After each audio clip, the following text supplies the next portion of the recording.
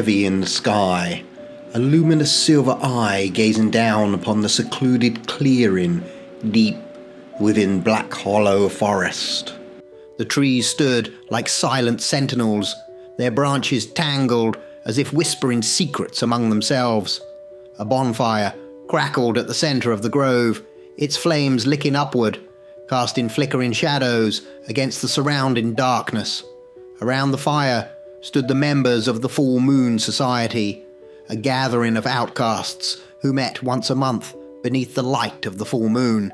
They were not werewolves, not truly, but each believed, or desperately wanted to believe, that the beast lay within them, lurking beneath their skin, waiting for the right moment to break free.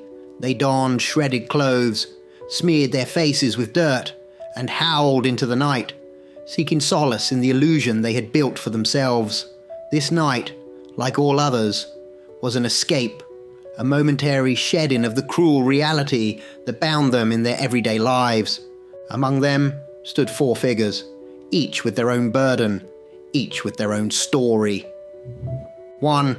Victor Redclaw Dane, once a respected professor of anthropology.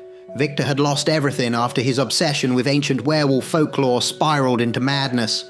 His colleagues ridiculed him, his university dismissed him, and his wife left with their son. Alone and disgraced, he found solace in the Full Moon Society. His mind, fractured and raw, convinced him that the legends held truth.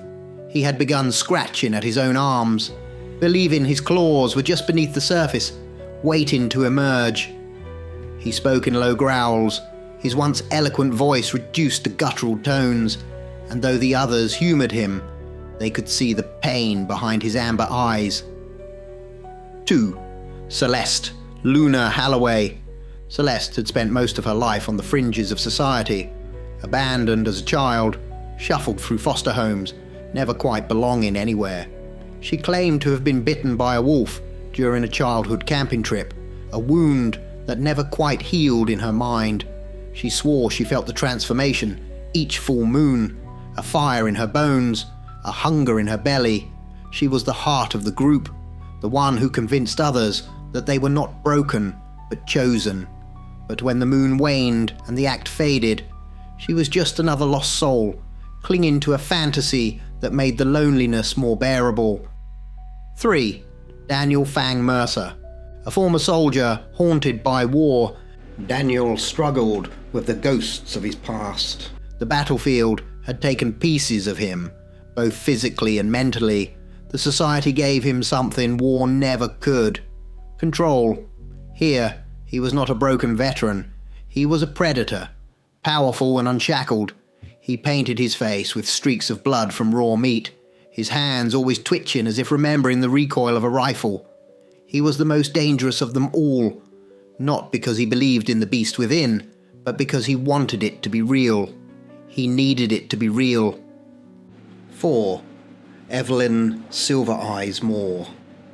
A quiet woman with hollow cheeks and eyes that seemed too large for her gaunt face. Evelyn had been a victim of relentless bullying, mocked for her odd habits and fascination with the occult. She claimed to have visions during the full moon, glimpses of another life where she ran with a pack beneath the endless sky. She spoke of dreams that felt more like memories, memories of hunting, of tasting blood, of feeling the wind against her fur. The others respected her for her wisdom, even if she often seemed half lost in her own mind. To Evelyn, the society was not just an escape, it was a prophecy waiting to be fulfilled. As the fire roared higher, the group stood in a circle, lifting their faces to the sky, their voices rising in unison, howling into the night. It was an unspoken agreement. For these few hours, they would let the illusion consume them, let the world beyond the trees fade into nothingness. But something was different this time. The wind shifted suddenly, carrying a scent unfamiliar yet primal. The forest, once so welcoming, seemed to press inward. A silence settled over the group, a feeling they could not explain creeping into their bones. For the first time in their long charade, something stirred in the darkness beyond the firelight. And for the first time, The howls they heard in response were not their own.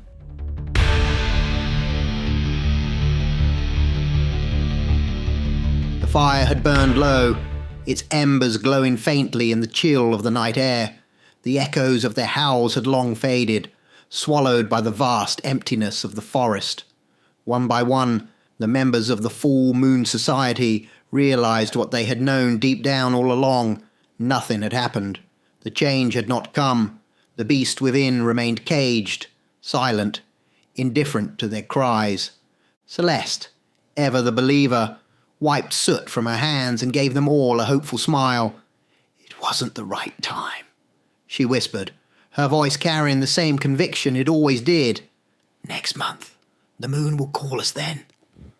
The others nodded, some muttering their farewells before fading into the night, each heading their separate ways. The fantasy was over, and reality was waiting for them beyond the trees. Victor, Redclaw Dane. The clatter of keys against his door echoed in the empty apartment. Victor stepped inside, his once grand study now a chaotic mess of books, papers, and half-burned candles from old rituals that had never yielded results.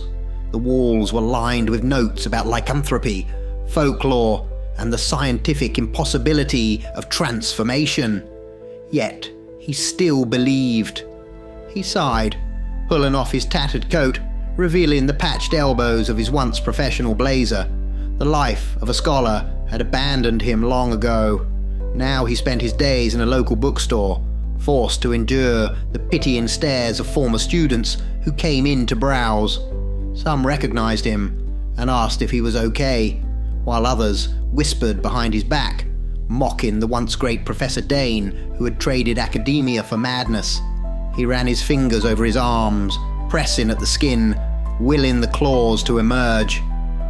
Nothing. As always, nothing. Celeste Luna Halloway, the flickering neon sign of the all-night diner, buzzed above her as Celeste tied her apron around her waist. The Full Moon Society made her feel strong, like she belonged, but here, under the artificial lights and the weight of reality, she was just another nobody. "Order up, Luna," her manager barked. He always called her that in a mocking tone, knowing how much she hated her real name being twisted into a joke. She swallowed her frustration, forcing a smile as she grabbed the plates. The customers never saw her. To them, she was just a faceless server, someone to bring their coffee and disappear. Her co-workers weren't much better. They whispered about how she always smelled like the woods, about her weird hobbies. One of them, a bleach blonde girl named Amber, smirked as Celeste walked past. "How was your big bad wolf meeting? Find any real werewolves yet?" Laughter. Celeste gripped the plates tighter, her knuckles white. "One day, you'll see," she muttered under her breath, but they were already onto something else, laughing at some other poor soul. She only had to make it to next month. Then it would all make sense. Then the transformation would come. Daniel Fang Mercer. The apartment was too quiet. Daniel sat on the edge of his couch, staring at the darkened screen of his television. His phone buzzed. Another message from his former squad mates. Another invitation to get drinks. Another night of pretending everything was fine. He ignored it. He couldn't talk to them. They didn't understand. The Full Moon Society was the only place where he felt something close to peace. In war, he had been part of a pack, a brotherhood. But here, in the city, he was nothing. Just another ex-soldier with too many scars and too many memories. The nightmares were getting worse. The faces of the dead haunted him, whispering in his ear, reminding him of things he could never take back. The beast inside him, if it was real, if it ever awoke, wouldn't that mean he was meant for something more?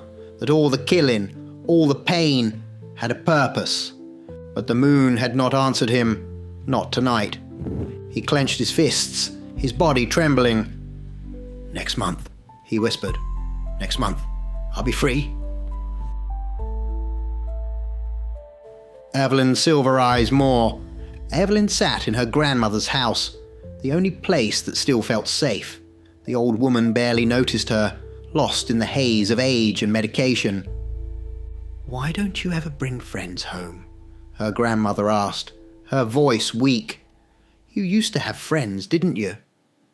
Evelyn didn't answer. There was no point. People didn't understand her. They never had. She had spent years being mocked, at school, at work, even in her own family. The whispers of witch and freak still clung to her, even now, years later. But the society was different. They listened, they believed, and in their presence, she felt like she belonged. She looked out the window, up at the dimming moon.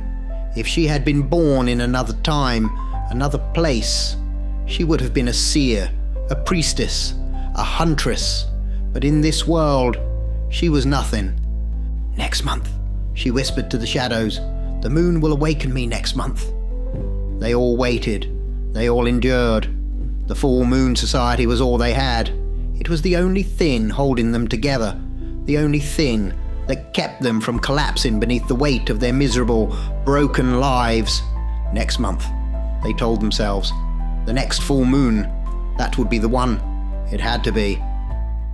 The world moved as it always did, oblivious to the pain of the lost, the forgotten, the ones who did not belong. The members of the Full Moon Society trudged through their mundane lives, waiting for the next meeting, for the next full moon, for something, anything, to change. And then, one by one, they met him. Victor, Redclaw Dane, the library. Victor sat hunched in a dim corner of the city library, flipping absently through an old book on folklore, his mind dull and unfocused. His colleagues, his students, his entire past felt like a cruel joke now. What had he become? "That one's an old favourite of mine," a deep voice rumbled. Victor looked up to see an elderly man standing before him, leaning on an ornate cane topped with the carved head of a snarling wolf. His beard was thick, grey-streaked, the hair on his chin growing in a way that almost seemed lupine. His eyes, sharp and golden in the dim light, studied Victor with something close to understanding. "Not many still search for the truth in old pages," the man continued, pulling a chair close without invitation. "You believe in it, don't you? In the hidden world?" Victor's fingers tightened around the book's edges. "And if I do?" The old man chuckled. "Then you are not as lost as you think." There was something about him, an aura of wisdom, of knowing. Victor found himself listening as the man spoke of legends, of forgotten truths, of things scholars dismissed, but dreamers still chased. By the time their conversation ended, Victor felt a spark within him that had long since faded. As the old man stood, ready to leave, Victor spoke. "We meet once a month, a group of us. You'd fit right in." The man smiled, tapping his cane against the floor. "I'd be honored." Celeste Luna Halloway, the diner. The diner was empty, save for a lone customer in the corner, a man nursing a cup of coffee, his wolf-head cane resting against the counter beside him. Celeste hadn't noticed him come in. He was just there. She moved behind the counter, her shift dragging, her thoughts elsewhere. It wasn't until she turned that she found the man watching her, his golden eyes glinting in the neon light. "Long night?" he asked. His voice was deep but warm, like a grandfather telling bedtime stories. "They always are," she muttered, refilling his coffee without thinking. "And yet, you wait for something more." He tilted his head, studying her the way no one ever had. "You believe in the moon's call, don't you? In the hunger beneath the skin?" Celeste nearly dropped the pot. I don't know what you mean." He chuckled, tapping his cane against the counter. "Oh, but you do. I see it in you. The longing, the ache. You are waiting for something to awaken, something that has been sleeping far too long." Her breath hitched. "Who are you?" A wanderer, a believer like you." He leaned forward, lowering his voice to a whisper. "Tell me, Celeste, what will you do when the moon finally answers?" She had no words, only a wild heartbeat and a feeling, deep in her gut, that she needed to hear more. "There's a group of us," she found herself saying. "People who understand. We meet every full moon." He smiled. "And perhaps it's time I find a pack." Daniel Fang Mercer, the bus stop. The wind was sharp, biting through Daniel's jacket as he stood at the bus stop, his mind empty, his body aching from a night of poor sleep. The city lights buzzed overhead, the streets wet with a recent rain. Waiting for something. Daniel turned to see an old man leaning on a wolf-head cane, his beard thick and wild. There was something about him, something that made Daniel feel oddly at ease. "A ride home," Daniel said, rubbing his hands together. "Not that I'm in a hurry to get there." The man nodded knowingly. "Home isn't always where we belong. Sometimes we find family elsewhere." Daniel smirked. "You sound like you know something about that." "I know many things." The man studied him for a moment before tapping his cane against the pavement. "You have the look of a soldier, someone who has fought battles no one else sees, someone who still fights them." Daniel's smirk faded. "Who are you?" The man gave a small, wolfish grin. "Someone who understands." The words settled deep in Daniel's chest, heavy but comforting. They spoke for only a few minutes, but somehow it felt like a conversation that had been waiting to happen. When the bus finally pulled up, Daniel hesitated. "There's a group of us," he said, surprising himself. "People like us. We meet once a month." The man's smile deepened. "Then I'll be seeing you soon." Evelyn ran her fingers across the spine of the old tomes, inhaling the scent of parchment and dust. The bookshop was nearly empty, save for an old man in the corner, flipping through an ancient-looking text. She wouldn't have paid him much mind if not for the cane, the wolf's head, intricately carved, its eyes almost glowing in the dim light. And then, as if sensing her gaze, the man looked up. "Searching for something?" he asked. Evelyn hesitated. "A book?" "No," he said, shaking his head. "Something more than that. Something deeper." Her throat tightened. "And what would you know about that?" The old man smiled, closing his book with a quiet thump. "I know the feeling of being an outcast, of knowing something others refuse to see, of hearing the call of something ancient." She didn't respond, but she didn't walk away either. She listened as he spoke, about history, about myths, about the nature of the beast within. His knowledge was endless, his voice soothing yet thrilling, filling her with something she hadn't felt in a long time, belief. Before he left, she made him an offer. "There's a place for people like us. We meet under the full moon." He gave her a slow nod, his golden eyes twinkling. "Then it seems I have finally found my pack." One by one, they had met him, and one by one they had invited him in. None of them questioned why. None of them thought to doubt him. Because the truth was, something about him made them feel whole. And for the first time, they weren't just waiting for the full moon. They were waiting for him. The streets were empty. Celeste pulled her jacket tighter around herself as she walked, the cool night air biting against her skin. The diner had finally closed, the neon sign flickering as she locked the door behind her and started her way home. Midnight was a lonely hour, and the world around her seemed to hold its breath. No cars, no footsteps, just the occasional hum of a street lamp and the distant howl of the wind. Then she heard it. Footsteps. At first, she thought she was imagining things, the paranoia of being alone on an empty street, but then she heard them again, slow, deliberate, trailing her from behind. She picked up her pace. The footsteps did too. A chill ran through her as she dared a glance over her shoulder. Two figures, lurking in the shadows of the alleyway, began to step out under the flickering streetlight. Their faces were obscured, but she could see the lazy, unsteady sway of their movements. Drunk. "Hey there," one of them called, voice slurred and full of something sinister. "Feeling lonely tonight?" The other chuckled. "Yeah, we can help with that." Celeste's heart pounded. She turned back and walked faster. "Hey, no need to be rude. We just want to talk," one of them sneered. She moved even quicker. Then she heard their footsteps speed up. Panic surged through her, and she broke into a run. The quiet night air was suddenly filled with the pounding of feet, the sound of them chasing her, closing in. She could hear them laughing, calling out to her, telling her to stop running. She didn't. A sharp tug on her arm sent her crashing to the pavement. Celeste gasped, scrambling to push herself up, but rough hands grabbed at her shoulders, pinning her down. The stink of alcohol filled her nostrils as one of them leaned in, grinning. "No need to be scared, little girl," he said, voice sickly sweet. "We won't hurt you much."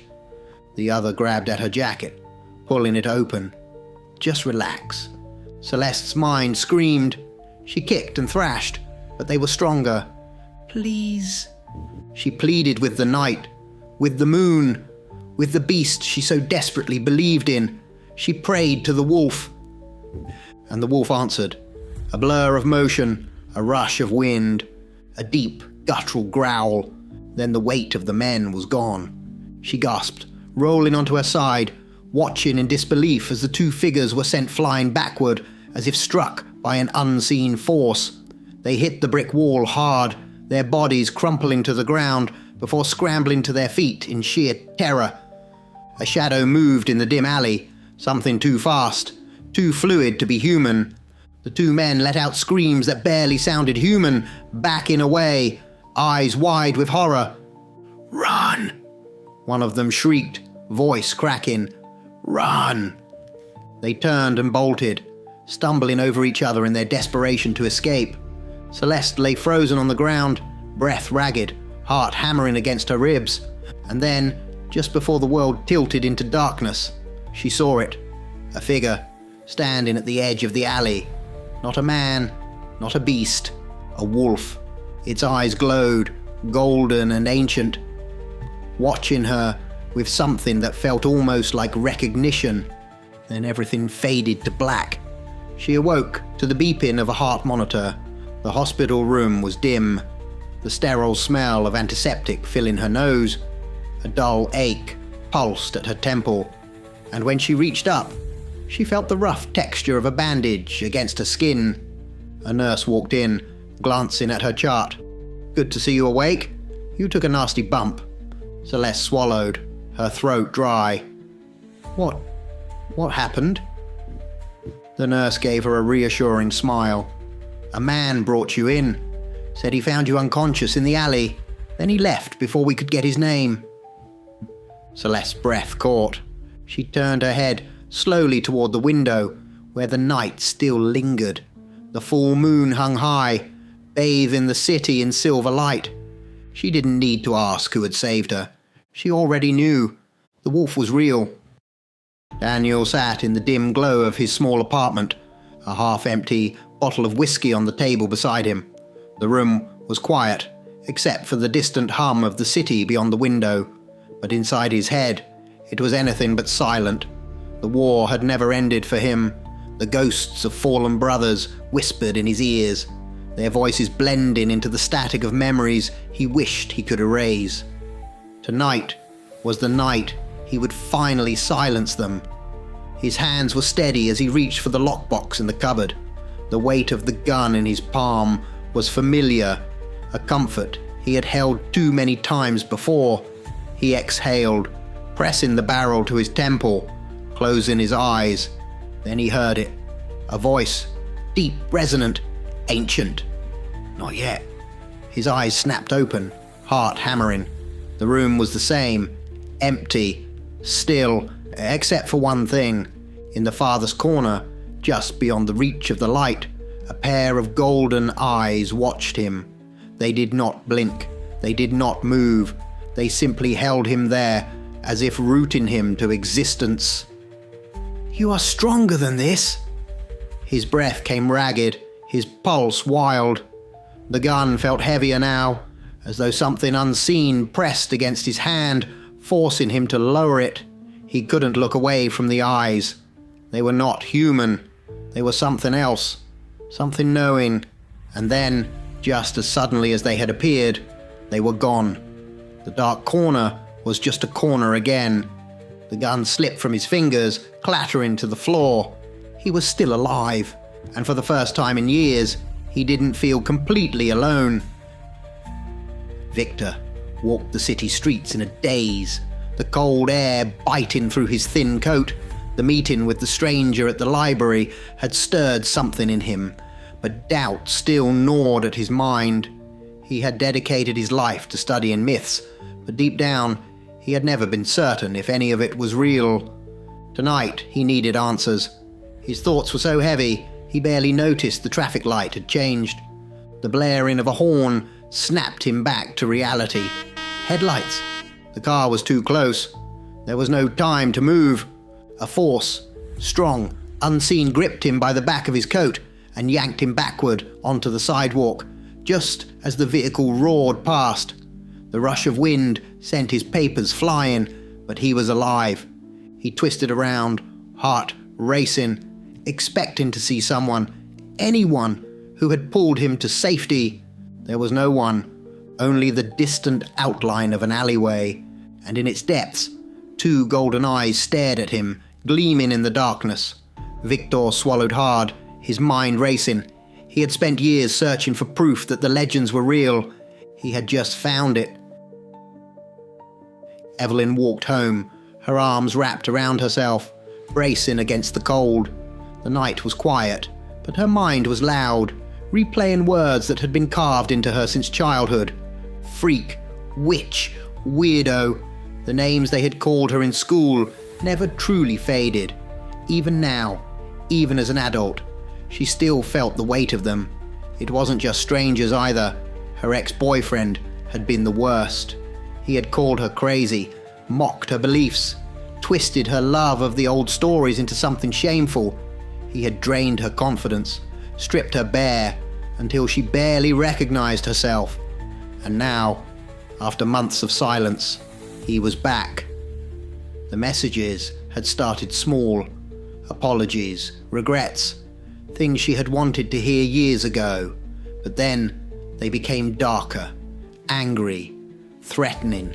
She had ignored them, blocked his number, but it didn't stop the feeling that he was watching her. Tonight, that feeling was unbearable. She glanced over her shoulder. The street was empty, yet her skin prickled, her instincts screaming that she was not alone.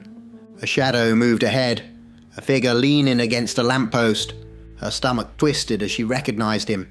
He grinned. "Hey, Evie. Long time no see." She turned on her heel and walked faster. "Come on, don't be like that. You think you're better than me now? Just 'cause you've got some little freak club?" He laughed, stepping into stride behind her. "You still owe me a conversation." She didn't answer, didn't stop. She could hear him speeding up. She knew him, knew his temper. Then just as he reached for her, something else moved. A deep, rumbling growl cut through the air. Evelyn froze. Her ex did too. His hand hovered inches from her shoulder, his expression shifting from smug amusement to outright terror. From the alley beside them, two golden eyes glowed in the dark. The growl grew deeper, more guttural, and then something huge shifted in the shadows. Her ex stumbled backward, hands up. I didn't mean nothing. Just talking." His voice cracked. "Jesus, what the hell is—" A snarl, a step forward. That was all it took. He turned and ran, his curses and panicked footsteps swallowed by the night. Evelyn stood frozen, staring into the alleyway. The eyes remained on her, watching, studying, not threatening, just there. For the first time in her life, She didn't feel weak. She wasn't alone. Each of them, in the span of a single night, had been touched by something beyond understanding, something that should not exist, something that had been watching them, protecting them. The Full Moon Society had always been a gathering of outcasts, of people who longed to believe in the impossible. Now the impossible had come to them, and everything was about to change. The night of the full moon had arrived. One by one, they made their way through the thick woods to the secluded clearing where the Full Moon Society always gathered. The fire had already been lit, its orange glow flickering against the looming trees, casting long, dancing shadows. Victor was the first to arrive, rubbing his hands together against the cold as he took his usual place near the fire. Soon after, Daniel appeared, silent and brooding, followed by Evelyn, her hood drawn up, hiding most of her face. Celeste came last, brushing stray strands of hair from her face, her breath fogging in the cold air. They sat in their usual spots, an unspoken tradition. Then Victor spoke first. I invited someone. His voice wavered slightly, hesitant. Celeste's head snapped up. You did? Daniel let out a dry chuckle. Funny. So did I. Evelyn looked up from the fire, her expression unreadable. Me too. Celeste's stomach twisted. Wait. I also... She stopped, looking around at their stunned faces. Silence fell over the group. They exchanged uncertain glances, realizing what had just happened. They had all invited the same man. This is freaky, Daniel muttered, shaking his head. It's just a coincidence. Victor tried to rationalize. Or maybe he knew we'd all be here and just humoured us. Maybe, Celeste whispered, though doubt crept into her voice. Minutes passed, but nothing happened. The moon hung high above them, full and bright, casting silver beams through the trees. They began their usual rituals, the chants, the howls, the prayers to the beast within. They called upon the change, willed it to take hold. But as always, nothing happened. The fire crackled, the trees rustled in the wind, and the cold crept deeper into their bones. Eventually, Celeste sighed, rubbing her arms. It's getting late. We should go? Evelyn nodded, pulling her hood tighter around her face. Next time. Maybe. Celeste forced a smile. Yeah, maybe next time. The moon just wasn't ready for us yet. The others nodded, readying to leave, when a voice rang out from the darkness. Finishing so soon? They all froze. A shadow emerged from the trees, walking with an effortless grace. The firelight glinted off the wolf's head cane as the old man stepped into the clearing, his beard illuminated in the flickering glow. His golden eyes gleamed as he surveyed them, a smile tugging at the corners of his lips. I was beginning to think I'd been forgotten, he said, his voice smooth, knowing. The four of them stood frozen, staring at him. None of them spoke, but something primal, something deep within, flared to life inside them. It was not fear. It was joy, pure, unexplainable joy.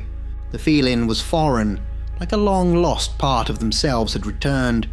They had only just met this man, yet somehow his presence felt right. Thank you for inviting me to your society, the old man said, stepping closer. It is an honor to be among such believers. They nodded in unison, not because they had to, but because it felt natural. And then, without a word, without a command, they all sat before him, cross-legged, eyes locked onto him. There was no hesitation, no question. It was as if their bodies instinctively knew their place. The old man's smile widened slightly as he rested his hands on his cane. He looked at them with something beyond amusement, beyond curiosity. He looked at them like a teacher greeting his students, like a father welcoming his children home. Then he spoke. Now, let's get started. The fire crackled, sending embers swirling into the night air. The old man sat before them, his wolf's head cane resting against his knee, his golden eyes reflecting the flames. The four of them, Victor, Celeste, Daniel, and Evelyn, watched him in silence, waiting, their breath shallow, their hearts pounding. "I have watched you for some time," the old man said, his voice deep and measured. "I have seen your pain, your struggles. I have seen how the world has rejected you, and I have watched over you." His eyes lingered on each of them, and suddenly, the memories rushed back.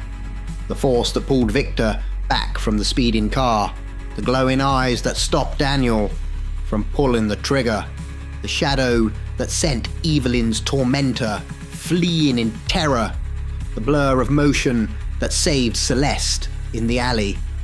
"It was me," the old man said, his voice soft but undeniable. "Each time you called out to the moon, each time you longed for a sign, I was there." A shiver ran through them, the weight of his words settling over them like a thick fog. "You have all shown your loyalty to the moon. Your faith has not gone unnoticed," he continued. "It has been a long while since I have seen such devotion in mortals. I must say, I am pleased."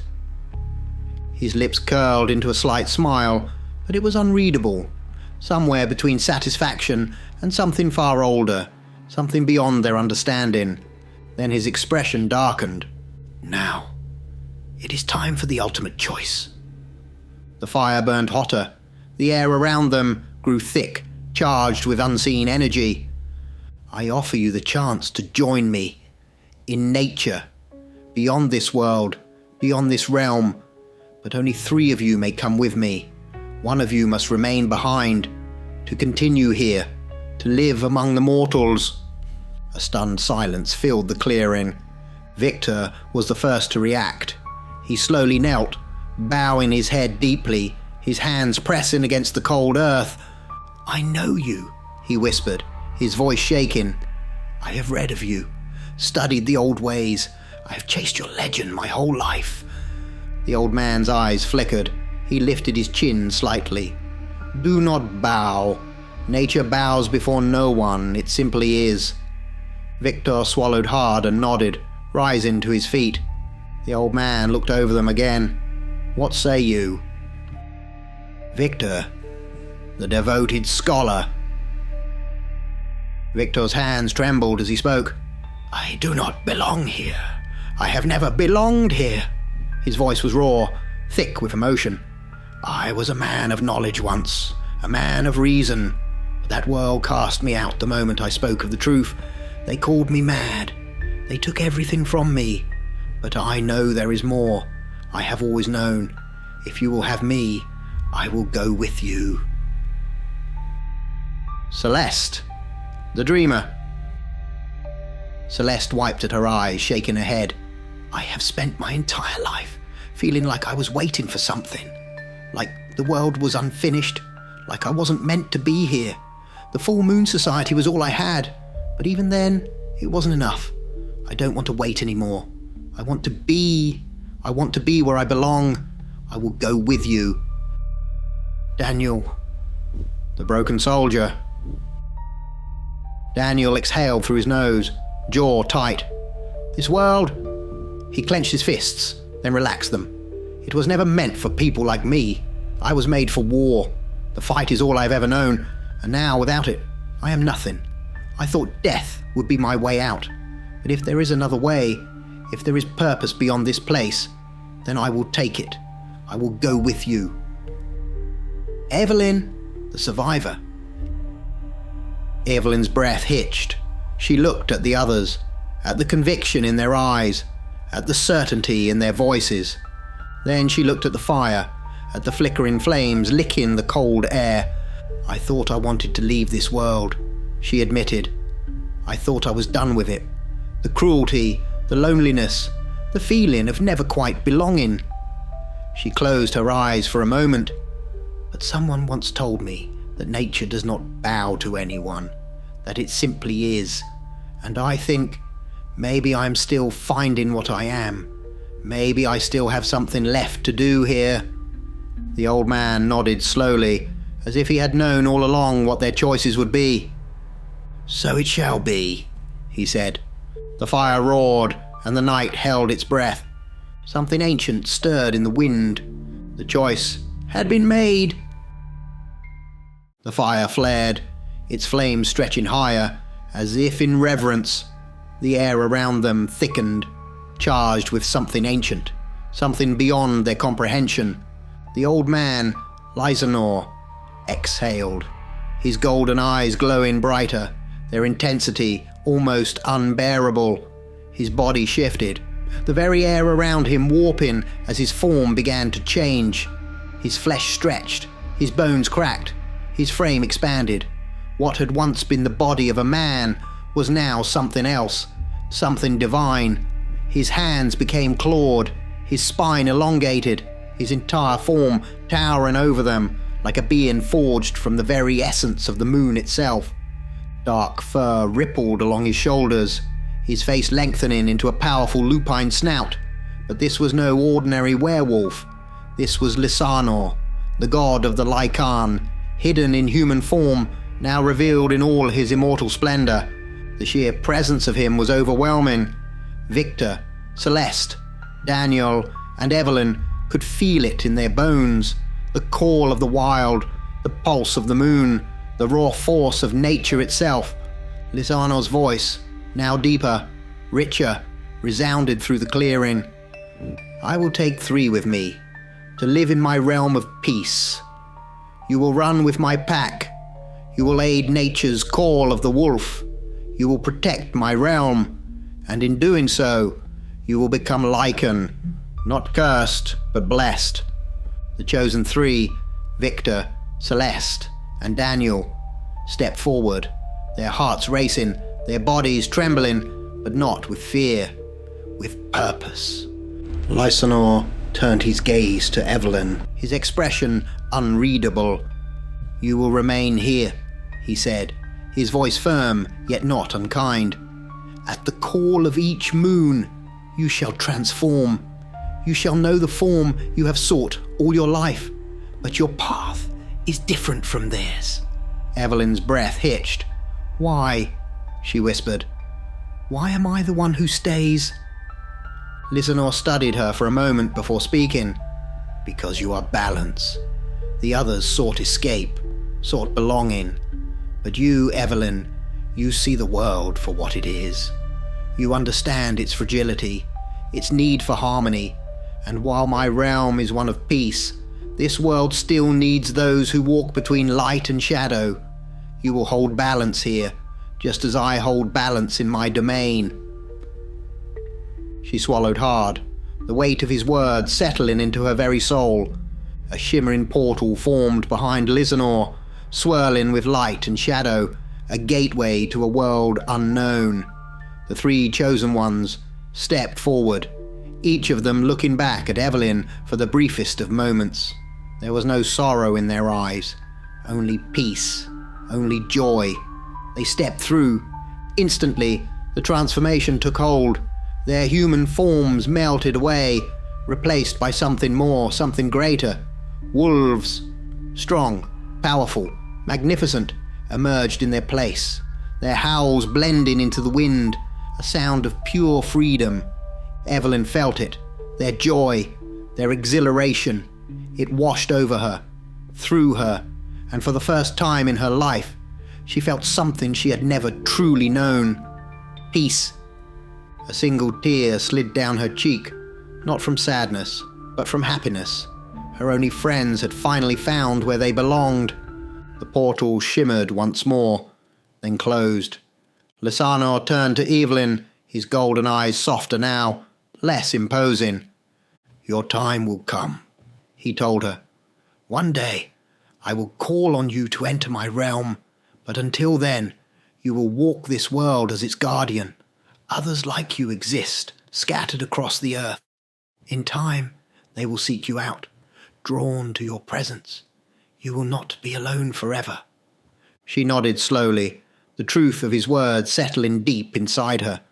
Lysanor stepped forward, his massive clawed hand resting lightly on her shoulder. "And when that time comes, another will find you, the one called Winter, the keeper of balance. He will come to you, to aid you, or perhaps to seek your aid. When he does, you must be ready." Evelyn inhaled sharply, feeling the weight of destiny pressing down upon her, but for the first time in her life, she did not feel burdened by it. She felt prepared. Lysanor took a step back, his form beginning to fade into the mist. His final words echoed in the clearing as he vanished. "Walk with strength, Evelyn. The moon watches over you." The world had not changed, but Evelyn had. She walked through the streets, the same streets she had walked 1,000 times before, yet everything felt different. The weight that had pressed against her for years was gone. She no longer felt out of place, no longer felt like an intruder in her own skin. There was something new inside her now, something ancient, something right, and the world felt it. People noticed her in ways they never had before. The barista at the coffee shop hesitated as he handed her drink, his eyes lingering on her as if he couldn't quite place what was different about her. You change your hair or something? You look..." He trailed off, unsure of how to finish his sentence.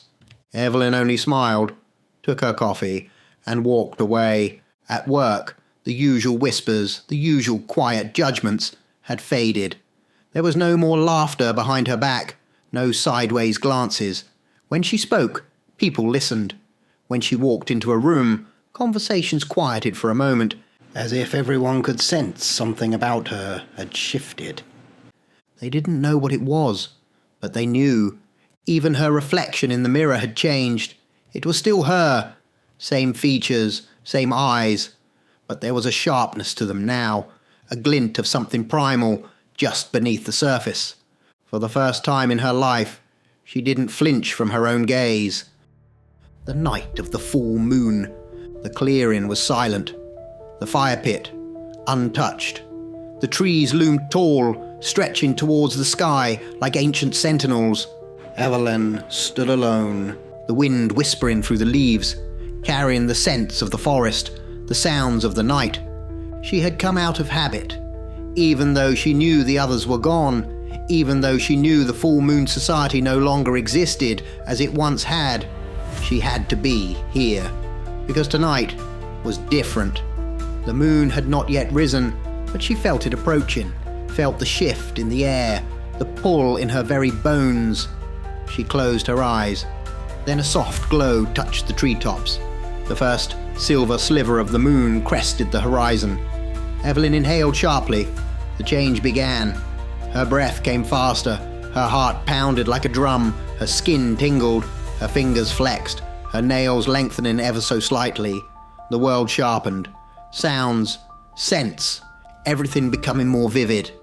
Her mouth opened, a quiet gasp escaping her lips as a deep heat surged through her veins. Not pain, but something else, something powerful, something alive. From behind, the scene was still, the clearing empty, but for one lone figure standing in the center. Then she turned. Her eyes, no longer of their usual color, now burned red like embers. Her face, halfway through the transformation, held the unmistakable features of something no longer entirely human. The moonlight bathed her in silver, and for the first time, Evelyn knew where she was supposed to be.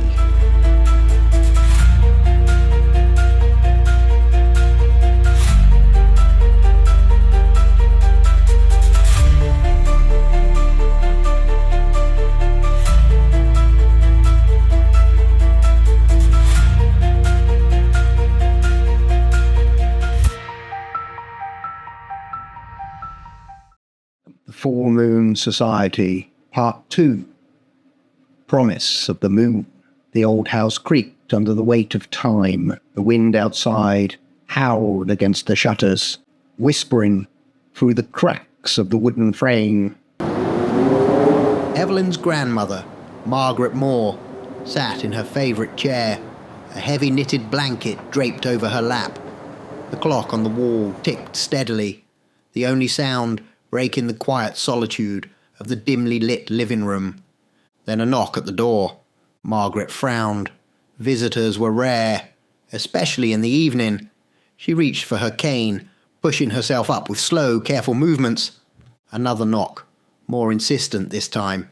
She hesitated before unlatching the door and opening it, just a crack. A man stood on the doorstep, dressed in a neatly pressed suit, his smile warm, practiced. He held a leather folder in one hand, his polished shoes glinting under the porch light. "Good evening, ma'am," he said, his voice smooth. "I apologise for the late visit, but I was in the neighbourhood and noticed your address on my list. I represent Safe Haven Insurance, and I believe there may be an issue with your property coverage." Margaret blinked. "Issue? What kind of issue?" The man sighed, shaking his head with an expression of deep concern. "Well, according to my records, there's been a lapse in your homeowner's insurance. Regulations have changed recently, and without an updated policy, I'm afraid there's a chance you could be, well, evicted." Margaret's heart clenched. "Evicted? But I've lived here for nearly 50 years. I own this house." "I understand, ma'am, and that's exactly why I'm here. Too many elderly homeowners are caught in this legal mess. But don't worry, I can help." The man stepped forward slightly, his voice dipping into something almost soothing, like a doctor giving bad news with a forced smile. "If we act now, I can set up the insurance right away. No need to deal with long, complicated paperwork or wait in lines at the bank. Everything can be done digitally." Margaret's hands trembled. "But I don't understand all these things. I don't have much money." "Of course," the man said quickly, nodding sympathetically. "That's why we're offering a special service for seniors. We can set everything up instantly, making sure you're safe and secure. You won't have to worry about a thing." Margaret hesitated. Her mind wasn't as sharp as it used to be, and all these financial matters confused her. But the thought of losing her home, her memories, her life, was terrifying. "What do I need to do?" she asked. The man's smile widened. "Just your bank details, ma'am. We'll handle the rest." 30 minutes later, the man left, tipping his hat with a courteous nod. "You're all set, Mrs. Moore. Everything's taken care of. Sleep easy." Margaret watched him go, relief washing over her, but deep inside, a small voice whispered that something didn't feel right. Later, that evening, Evelyn stepped into the house, shaking the chill off her coat. "Grandma, I'm home." Margaret sat at the kitchen table, staring at a slip of paper in her hands, her expression pale and drawn. She didn't answer. Evelyn's stomach twisted. "Grandma, what's wrong?" Margaret looked up, her eyes brimming with tears. She held out a crumpled bank receipt. I think I made a mistake, Evie." Evelyn took the paper, scanning it quickly, her breath caught in her throat. The entire savings account, everything Margaret had, was gone. "What happened?" Evelyn demanded, her voice sharp with panic. Margaret sniffled, wringing her hands. "A man came by, said I needed insurance. He was so nice, Evie. He said I could lose the house if I didn't know." Evelyn's hands clenched around the paper, the rage inside her building like a rising storm. "Grandma, you've been conned." Margaret let out a broken sob. "Oh, God, what am I going to do? I don't have anything left." Evelyn knelt beside her, gripping her grandmother's hands in her own. "Don't worry," she said, her voice eerily calm. Margaret looked at her, eyes full of despair. "But Evie..." Evelyn squeezed her hands tighter. "I'll get it back." She stood, glancing toward the window where the sky had begun to darken. A silver glow was creeping over the treetops. She turned back to her grandmother, her expression unreadable. After all... She took a slow breath, feeling the pulse of power awakening beneath her skin. It's a full moon tonight.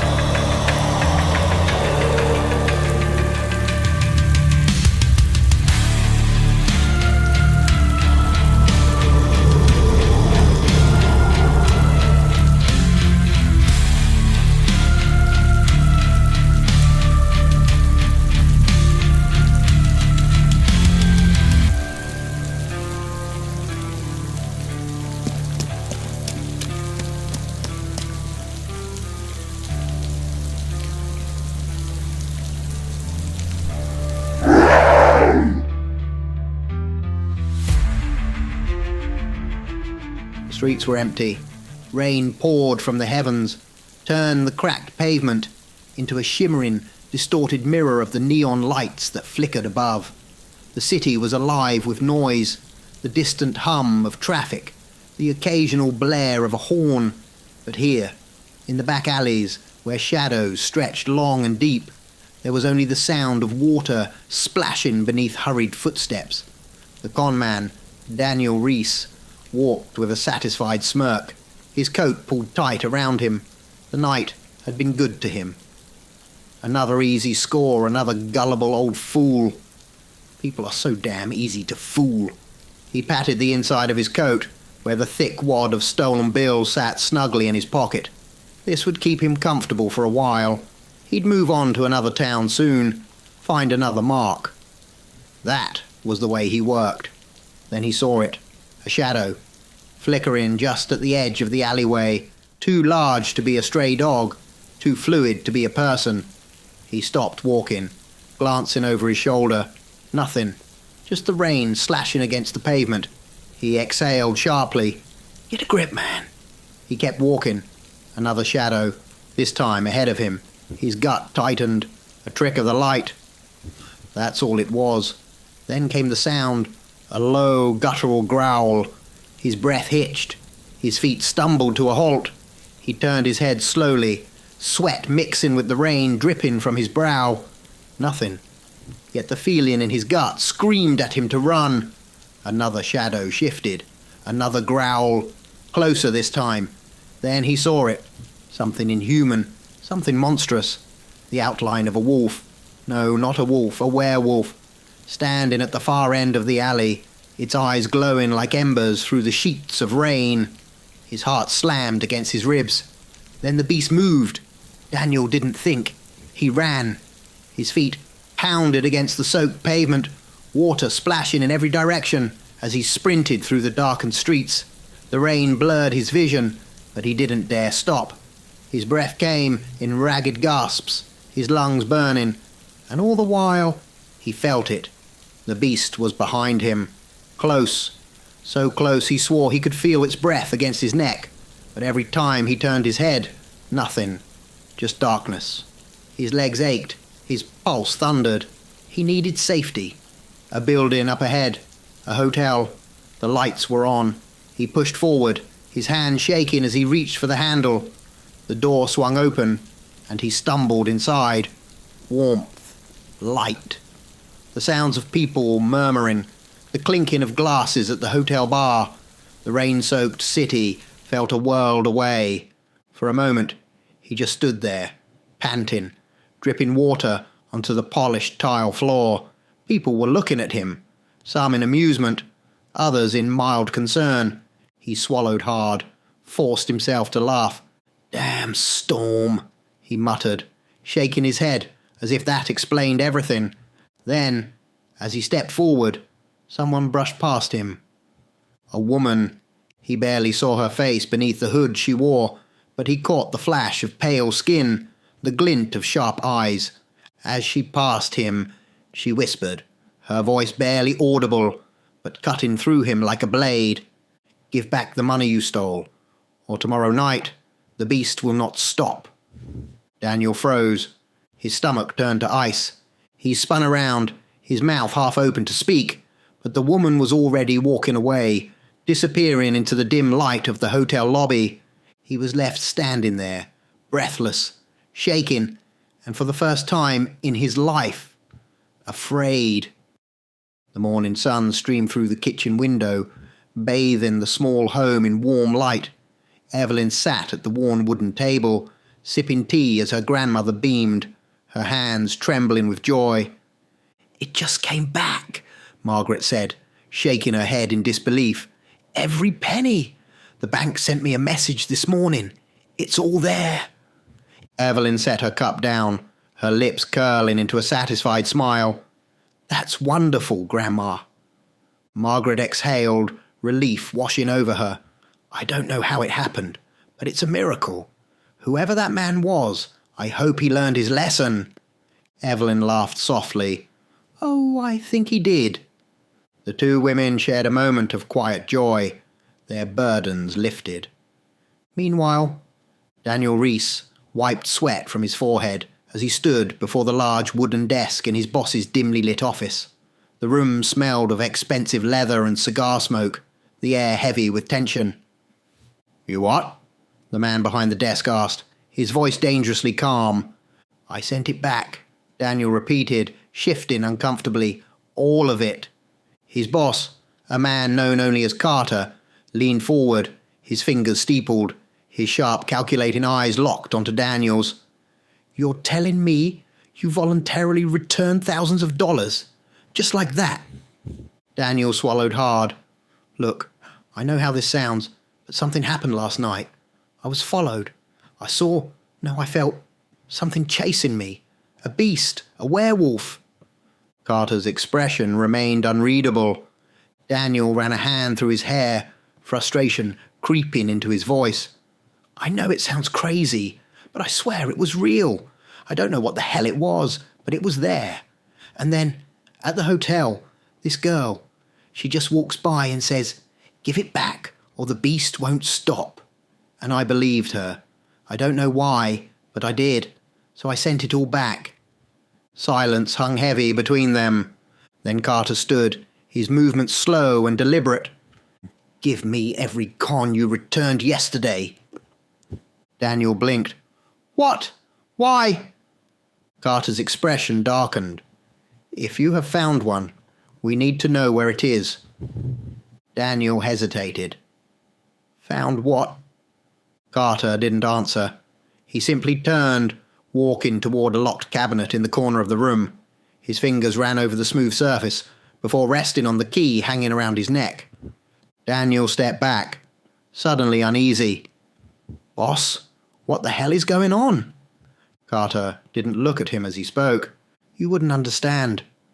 Later that night, in an underground chamber, hidden beneath the city, torches flickered against the cold stone walls. Hooded figures stood in a perfect circle, their dark robes embroidered with glowing red dragon symbols. The scent of burning incense thickened the air as the low hum of chanting filled the chamber. At the centre, an altar stood beneath an ancient stone carving, a monstrous dragon with 6 burning eyes, its wings stretching wide, its mouth open in a silent roar.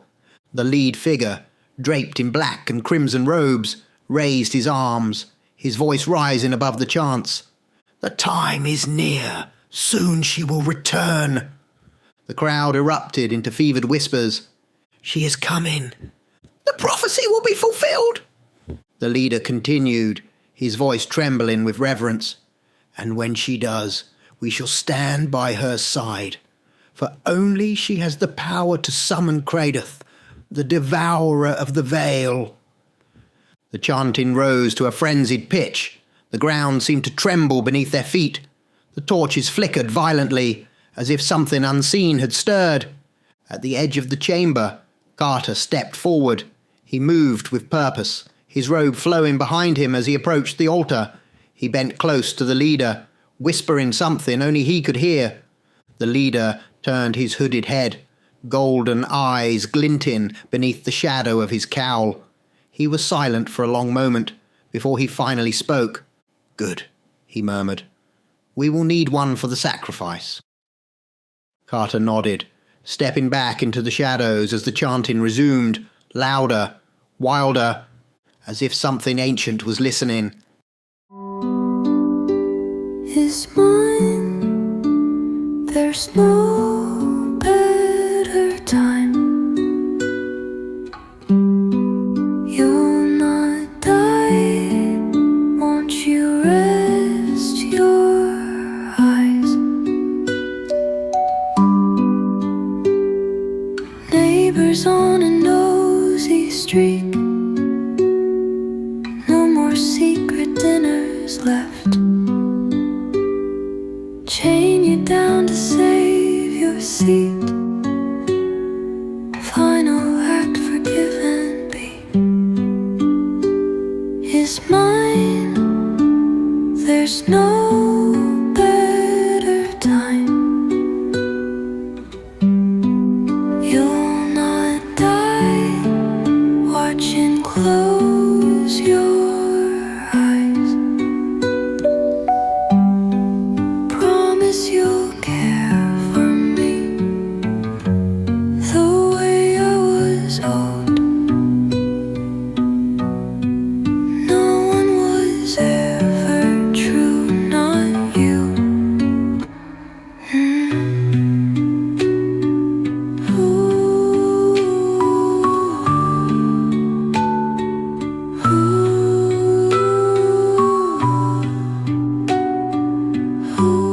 The air was thick with smoke and the acrid scent of burning torches. The night sky, usually a blanket of peace, was torn apart by the shouts of an angry mob. Flames flickered, casting twisted shadows across the cobblestone streets as men and women stormed forward, their voices a chorus of hatred. "Burn her! She is the devil's bride! Somebody grab her before she curses us all!" Through the chaos, a woman walked, untouched by the fear and rage around her. She did not run.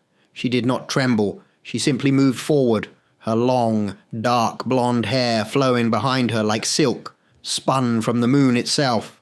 Her beauty was ethereal, unnatural, too perfect, too knowing. She wore a black dress that clung to her form, the fabric shifting as if it had a life of its own.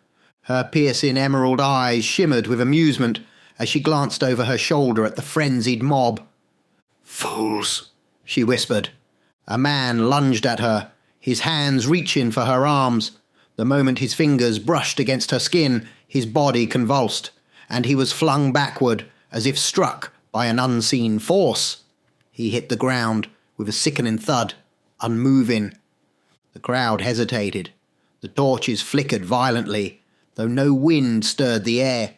The woman stopped walking and turned to face them fully. "This is not my time," she said, her voice like honey dripping with malice. "I do not belong to this world of weak men and fearful women. I am called to another place, another age." She raised her arms, and the night itself seemed to bend around her, warping and distorting. A deep guttural rumble shook the earth beneath their feet. The villagers cried out in terror as cracks of violet energy slashed through the air, forming a shimmering doorway behind her. "The power of Kraedoth calls me," she continued, her lips curling into a smile. "For only I can awaken my love." She stepped backward into the portal, the veil of time parting like water around her. The moment she vanished, the portal collapsed with a deafening crack, leaving behind only stunned silence. The mob stood frozen, torches still aloft, staring at the empty space where she had been. She was gone, vanished into time itself. The present day, the roar of car engines, the blaring of horns, the murmur of voices. She landed gracefully in the middle of a bustling city street, her black dress billowing around her. Towering buildings of glass and steel stretched above, the glow of neon signs casting colourful reflections across the wet pavement. She inhaled deeply, the air sharp and electric. A slow smile spread across her lips as she turned her gaze upward, feeling the pulse of the world around her. "Yes," she whispered, closing her eyes. "I can feel you, my love." She threw her arms wide and let out a laugh, uncaring of the stares she was drawing. "I will return you from the veil of darkness into this world of light. Together we shall once again rule over these mortals." Cars screeched to a halt, horns blaring, drivers shouting in confusion as she stood in the middle of traffic, unmoved, basking in her triumph. Then a sleek black limousine pulled up beside her. The rear window rolled down just slightly, revealing the glint of a golden eye. A smooth, composed voice drifted from within. "You are here at last, enchantress. We have waited so long." Her emerald eyes flicked towards the car, intrigued. "Please," the voice continued, calm and reverent, "let us take you to your domain." The woman smiled.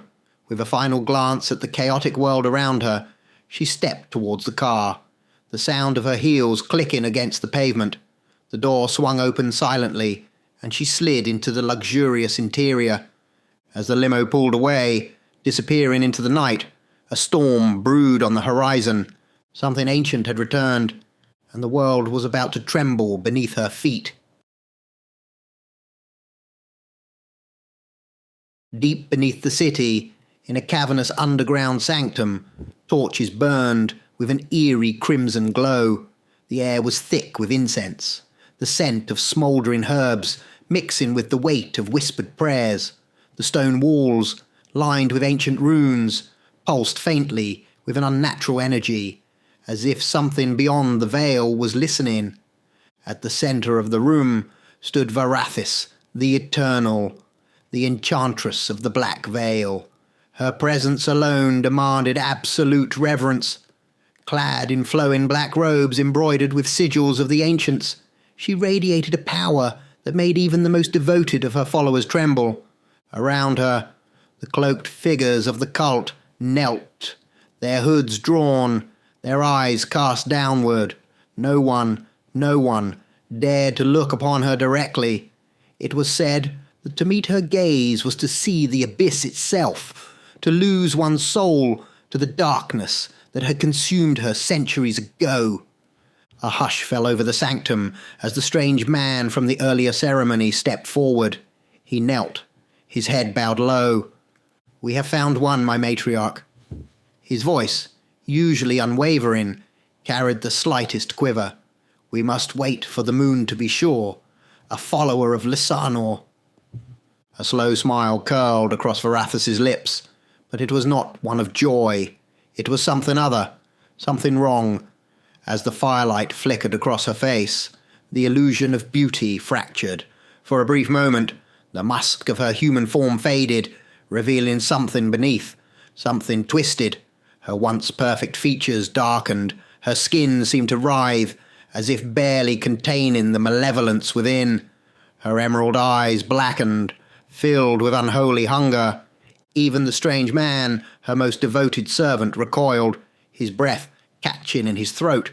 He lowered his gaze further, his body rigid with fear.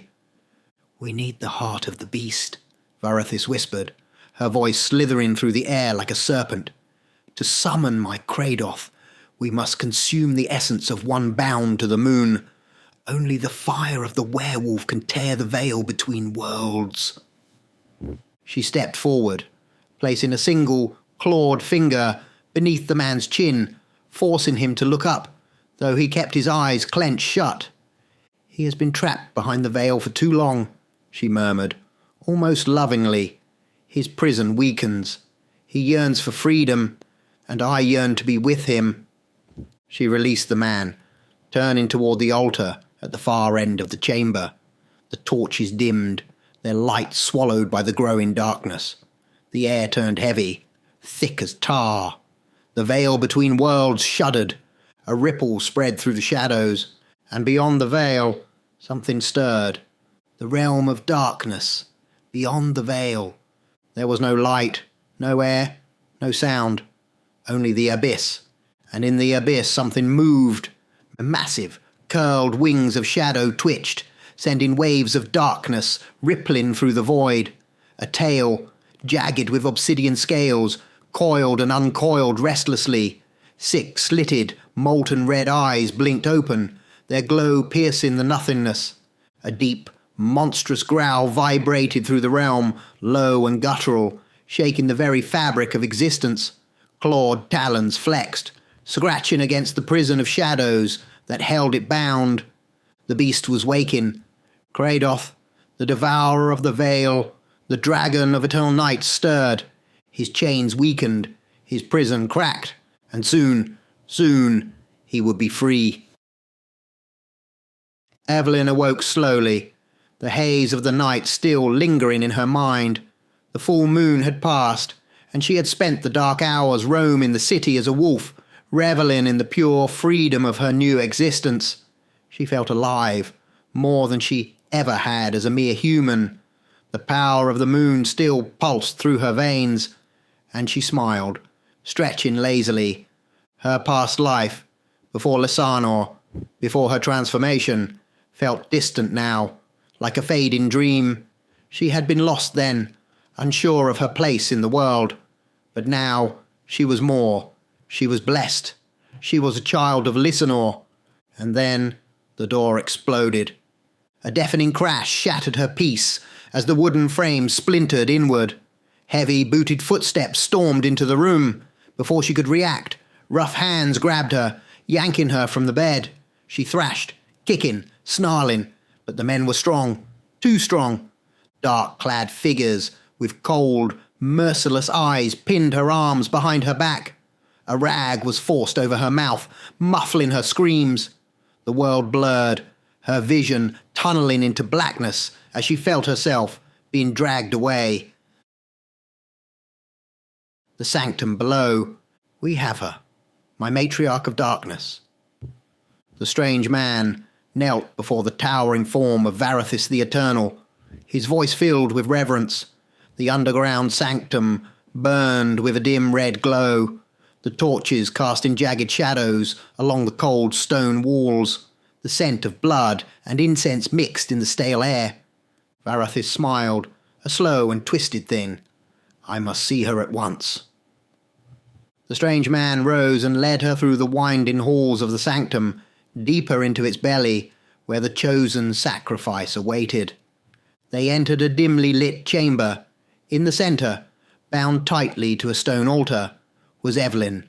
Her wrists and ankles were shackled in heavy iron chains, runes carved into the metal to suppress her strength. A thick gag kept her from speaking, or snarling. Varathis approached, her robe gliding across the floor like living shadow.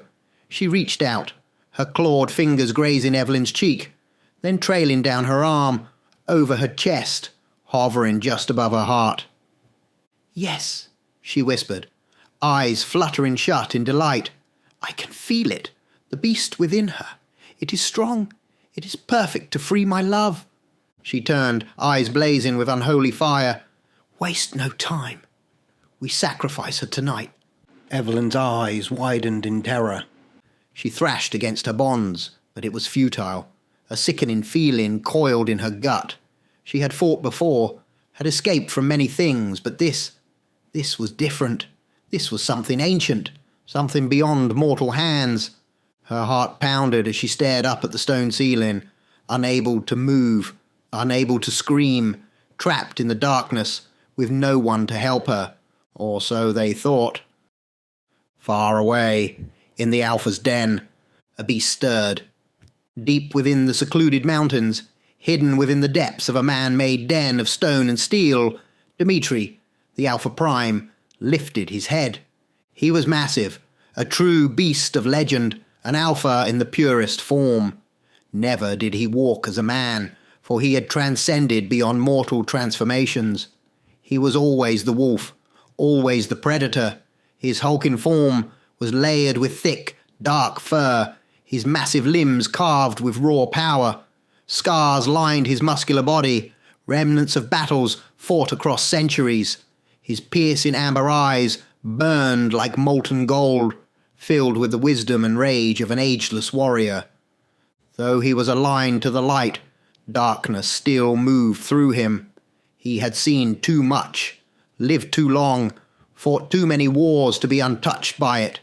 He was a leader, a warrior, a god of the hunt, second only to Lysanor himself. But recently he had been inconsolable. A friend, no, almost a friend, had been taken from him, ripped from this world. The loss had left a wound in his soul, one that even time refused to heal. But today was different. A whisper on the wind, a call in the deep, a pulse in his very blood. Lysanor was speaking. One of the pack was in danger. His eyes narrowed, his jaw clenched, his muscles tensed as a familiar rage built inside him.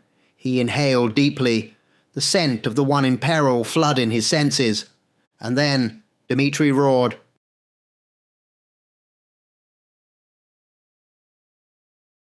The chamber was alive with the fevered chanting of the cultists.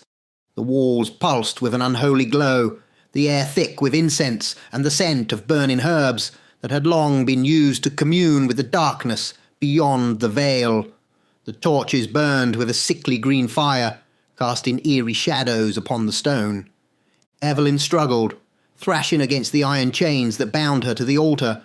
The runes etched into the metal pulsed with dark energy, draining her strength, making escape impossible. She pulled, twisted, wrenched. Nothing. The restraints held firm, indifferent to her desperation. Varathis stood over her, the enchantress of the Black Veil, her hands raised in triumphant reverence, her lips curled into a twisted smile as she whispered, "Soon, my love, you will be free from the veil, and we shall be together again." The cultists' voices rose, their words growing more frenzied. The sound became a deafening cacophony of worship and madness. The sanctum seemed to breathe with the energy of their devotion. At the head of the altar, Varathis lifted the sacred dagger, a blade carved from the tooth of an ancient dragon, its obsidian black edge gleaming under the unnatural light. Her hands trembled not with fear, but with the raw anticipation of what was to come. The moment was at hand. She raised the dagger high above Evelyn's chest. Then her face changed. Fear. A noise distant but growing. A scream. A crash. Then another. A dozen voices crying out in horror. The torches flickered, the green flames wavering as someone entered the sanctum. The air turned thick with a presence that had no equal, a force of raw, unrelenting primal destruction. Varathis' lips parted, her eyes darting toward the chamber entrance. A shadow moved in the corridor beyond, massive, unyielding. The enchantress's grip tightened around the dagger. "An alpha," she whispered. The strange man, her most loyal follower, rushed forward. A dozen cultists behind him. "Stop it. Do not let it enter." Then he saw it. A figure of pure dominance. Dimitri, the Alpha Prime, the mightiest of Lysanor's champions. The first cultist to reach him barely had time to scream before his body was torn apart. In a blur of claws and fangs, blood splattered across the stone walls. More cultists rushed at him with blades, with dark magic, with blind, desperate faith. None mattered. None could matter. Dimitri tore through them as though they were nothing, their bodies crumpling, their weapons shattering. The strange man lunged, a spell glowing in his palm. Dimitri moved faster. A single swipe of his massive claw sent the man's body flying, crashing into the altar with a sickening crack. Varathis' eyes burned with fury. She stepped back, her beautiful form shifting, melting into her true guise, no longer the alluring temptress, but an ancient witch. Her skin cracked and blackened, her eyes two endless voids of malice. "You cannot stop me!" she shrieked, her voice laced with dark magic. She lifted her hands, casting bolts of raw shadow at Dimitri. The darkness struck his body, tendrils of corruption wrapping around his limbs, clawing at his fur. But the Alpha Prime did not falter. He could not falter. The darkness of a mere witch was nothing before the pure, divine power of Lysanor's chosen. For the first time in centuries, Varathis felt fear. No, no, she gasped, stepping back. We are so close. Her hand tightened around the dagger, her only remaining chance. If she could just kill the girl, if she could just complete the ritual. Lightning fast, she turned and lunged toward Evelyn. Then, from the darkness, two more figures emerged, smaller than Dimitri, yet powerful all the same. Lucas and Alara, his most trusted packmates, children of Lysanor, warriors of the primal pack. Their golden eyes flashed as they beheld the scene. The Alpha was here, and before them, a sorceress dared to threaten one of the pack. They moved as one, their speed unnatural, their movements blurring through the dim light. Varathis stopped, eyes darting between them, realizing too late that she was surrounded. No, no, she screamed, stepping back, the dagger shaking in her grip. The Alpha Prime was coming. His eyes burned like fire, his presence an unstoppable force of judgment.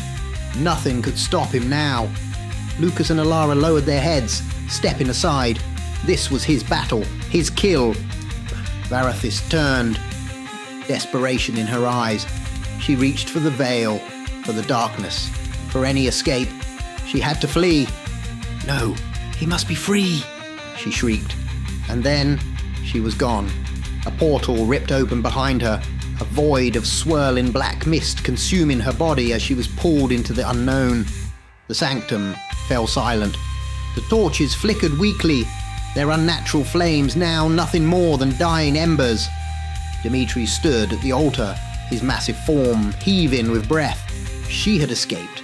He had been denied the kill. He growled in displeasure. Lucas and Alara turned towards Evelyn. They lowered their heads before Dimitri, their silent acknowledgement of their Alpha's dominion. Then swiftly and efficiently, they freed Evelyn from her bonds. Evelyn gasped, her body trembling from exhaustion, from fear, from relief. She looked up at Dimitri, at the being that had just destroyed an army to reach her. The Alpha Prime stared down at her, silent, unreadable. But she knew she was safe. For now, the hunt was not over. Evelyn awoke slowly, the weight of exhaustion pressing down on her. The scent of earth and wood surrounded her, the distant crackle of a fire filling the silence. She was no longer in the sanctum, no longer in chains. She sat up, her vision clearing. Across the room stood a young man and a young woman, both watching her with knowing eyes. Lucas and Alara. And then, towering near the entrance, stood the Alpha Prime. The moment her gaze met his, a deep, primal instinct took hold. Reverence, fear, respect. She could feel his presence, feel the unspoken power he carried. He was the apex, the strongest of all, and something in her very blood demanded submission before him. Alara stepped forward, her voice soft yet firm. Go to him. He is your savior. Evelyn's legs trembled as she stood. Slowly, she walked towards the massive beast, her head bowing instinctively. Every fiber of her being told her what she already knew. Before this creature, there was no arrogance, no defiance, only respect. She stopped just before him, inhaling deeply. Thank you, she whispered. No words came in response, only a deep, resounding feeling that washed over her. Acceptance. She had been seen, judged and found worthy. She was part of something greater now. Then, without a sound, the Alpha Prime turned and left. The tension in the room eased, and Evelyn exhaled, finally feeling the weight of everything settle. Lucas and Alara remained, now in their human forms. They exchanged glances before Alara spoke first. I saw what she was trying to do, she said, her expression dark. A ritual to summon a creature of darkness. Something like a drake, but worse. Lucas raised an eyebrow. A dragon? Cool. Alara shot him a look. I don't think this is going to be cool, Lucas. Who are you? Lucas grinned. Well, let's see. You already met the Alpha Prime. There's also an Alpha, his son. We have some elders, or vampires as you'd know them, a witch, and then... He paused for effect. And then we have him. Evelyn stirred at the mention. The Keeper of Balance? Alara nodded. Yes. Evelyn frowned. Why do I know him? Alara sighed. I think it's more a case of him knowing you, but we don't see him much these days.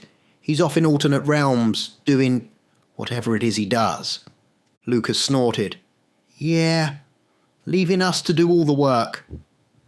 Evelyn hesitated. And the witch? Who was she? Alara's expression hardened. Her name is Varathis the Eternal, a sorceress bound to an ancient force. She was cast from this world centuries ago, but she's found her way back. She serves only one purpose, to bring back Kraedoth, the Devourer of the Vale. Silence hung in the air, heavy and unspoken. Alara broke it. We'll have to wait until the next full moon. Her lips curled into a knowing smirk. Then we hunt. Evelyn didn't hesitate, her jaw set, her eyes burning with newfound purpose. I'm in. Lucas grinned wide. Wolf pack in the house. Evelyn chuckled but turned serious. Will he be coming? Alara shook her head. No. This is our hunt. We do this for him.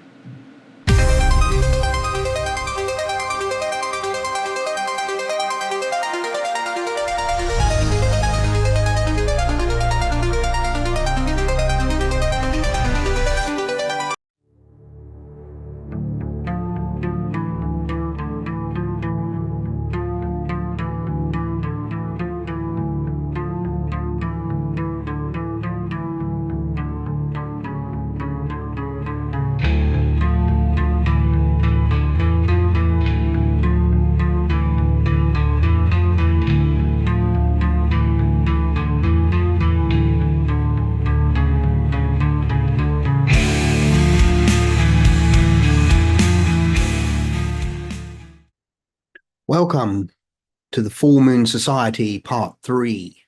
The moon had not yet risen, but the air was already thick with tension. The hunt had begun. Evelyn, Lucas and Alara sat in the dimly lit hideout. Maps spread across the table, their fingers tracing paths through the wilderness. They had one goal: find Varathis before the next full moon and stop the ritual that would free Kraedoth, the Devourer of the Vale. But before they could strike, they needed help. Alara exhaled, rolling up one of the maps. I'm going to find someone who might actually stand a chance against Varathis. Evelyn arched a brow. Who? Alara stood, tightening her coat around her. Her name is Isolde, an ancient witch as old as time itself. She was an ally of Eldritch. Lucas scoffed. Another witch? We really need more of them. Alara shot him a look. She's not like Varathis, and if she's anything like Eldritch, we need her. Lucas folded his arms. Eldritch is dead. Alara's expression darkened. I know. She turned towards the door. But Isolde might know something we don't. Alara and Isolde. A meeting of old magic. The journey to Isolde's domain was long, winding through ancient forests where the air felt heavy with the weight of forgotten magic. When Alara finally reached the ruined monastery that Isolde called home, she was met with an eerie silence. A whisper of wind, a flicker of movement, Then suddenly, "You've come looking for me, haven't you?" Elara spun, her eyes narrowing as a figure emerged from the mist. Isolde. Her dark robes shimmered with arcane energy, her silver hair cascading over her shoulders. She was neither young nor old, ageless, a being that had outlived civilizations. Elara dipped her head slightly. "I need your help." Isolde smirked, stepping forward. "And why would I help you?" "Because of Varathis." At the mention of the name, a flicker of something unreadable passed across Isolde's face. Elara pressed on.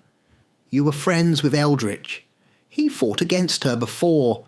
We need you to do the same." Silence, then a sigh. "Eldritch is gone," Isolde murmured, her fingers tracing the hem of her robe. "Destroyed by Synthras. But—" She trailed off, her golden eyes narrowing. "I still feel him." Elara's breath hitched. "What do you mean?"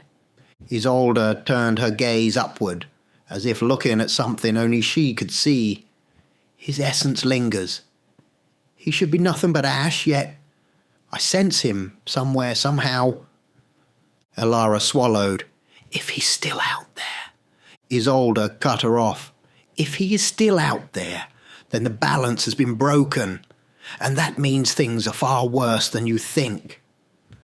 Back at the hideout, "You know, I've taken down my fair share of witches." Evelyn smirked. "Oh? How many?" Lucas grinned. "Enough." He shrugged. "They always think they have the upper hand. The moment they start chanting, boom, knocked out cold before they can finish their little spell." Evelyn chuckled. "You do realise that Varathis isn't just some hedge witch, right?" Lucas waved a hand dismissively. Yeah, but it's all the same. Hit them fast. Hit them hard. I mean, come on. What's a little dark magic against a werewolf's claws?" Evelyn rolled her eyes. "You really don't know when to quit, do you?"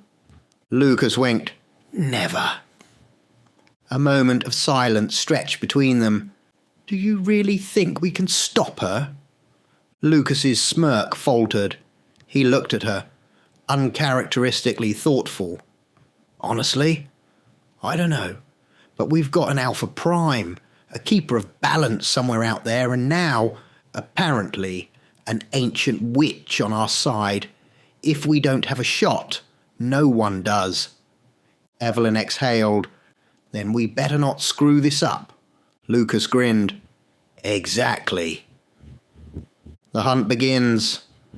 As the night deepened, Elara returned with Isolde at her side. The ancient witch regarded Evelyn and Lucas with quiet curiosity before speaking. "Varathis is moving. She won't wait until the next full moon to strike." Elara nodded. "Then neither will we." Evelyn exchanged a glance with Lucas. This was it. The beginning of the final hunt, and they would not fail. The chamber pulsed with dark energy, tendrils of shadow slithering across the stone floor like the living things. The veil between worlds was weakening, the boundary fraying at the edges. The air hummed with power. Kraedoth was stirring.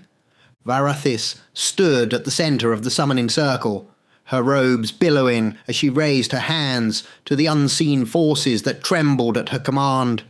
There had been no sacrifice, and yet she had found another way, a loophole in the fabric of reality. The sigils carved into the stone floor glowed with a deep crimson light, flickering as if caught between existence and oblivion. The shadows beyond the veil stretched, twisting, reaching, not yet able to cross, but closer than they had been in centuries. A deep, rumbling growl echoed through the void, a sound that did not belong in this world. The chamber walls quivered. Varathis smiled, her voice a hushed whisper. "You are nearly here, my love." But she needed more. The veil had not yet shattered. She could feel Kraedoth's fury, but it was not enough to bring him through. She needed an ally, someone who could help finish what she had started, and she was not alone. A figure stood in the shadows, watching. His face was hidden beneath the heavy folds of a dark robe, his presence unnervingly calm. He did not kneel before her. He did not tremble. He did not worship. "You need more than whispered words and fade-in magic," the man said, his voice steady, unshaken.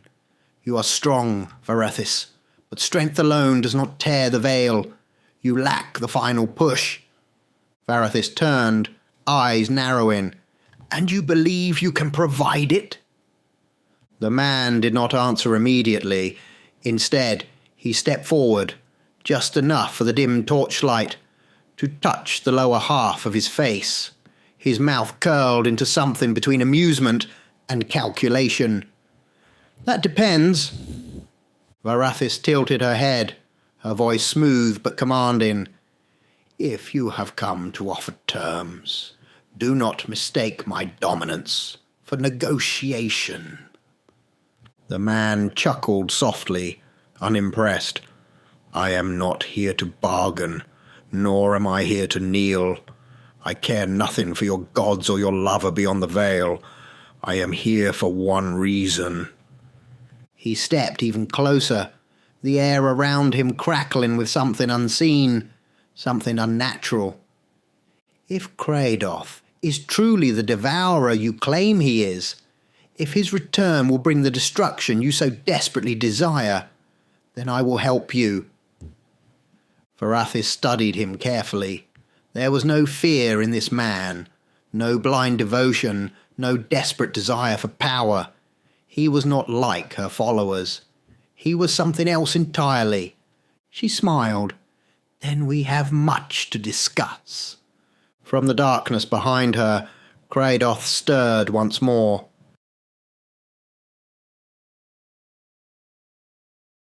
The hideout was dimly lit, the scent of burning wood and herbs filling the air. Elara and Isolde had returned, their expressions grim, their energy tense. Lucas sat sprawled in a chair, idly flipping a dagger between his fingers, while Evelyn leaned against the table, deep in thought. Isolde stepped into the centre of the room, her golden eyes narrowing. "The veil is tearing faster than I expected. I can feel it unravelling, but there is another hand in play." Elara frowned. "Another hand?" Isolde exhaled slowly. "Not just Varathis. There is another presence, one of death itself. Varathis has a powerful ally. This is no longer just about the veil. Something darker is at work here." Lucas stretched, cracking his knuckles. "Then let's smash in there and kick some butt." Elara gave him a flat look. "Through the front door?" Lucas blinked. "Oh, yeah, that might be a problem." Isolde smirked faintly. "Hold off. Running in blind would be a mistake. We need to be stealthy. Strike where they least expect us. Rushing in would give Varathis exactly what she wants. If her ally is as powerful as I suspect, we must play this carefully." Elara nodded. "So what's the plan?" Isolde's gaze darkened as she traced a rune into the table. "First, we need information. I have a way to locate Varathis' stronghold without alerting her. But once we find it, we don't charge in. We infiltrate. We move like shadows. Brute force will get us all killed." Lucas sighed. "Fine. But if we do get caught, then I get to smash some heads." Isolde chuckled. "I suppose I can't stop you." A private conversation. Later that night, as the others rested, Evelyn sat near the fireplace sharpening a blade. Isolde approached quietly, watching her for a moment before speaking. "You've been quiet." Evelyn glanced up. "Just thinking." Isolde nodded, sitting beside her. "You want to know about Eldritch?"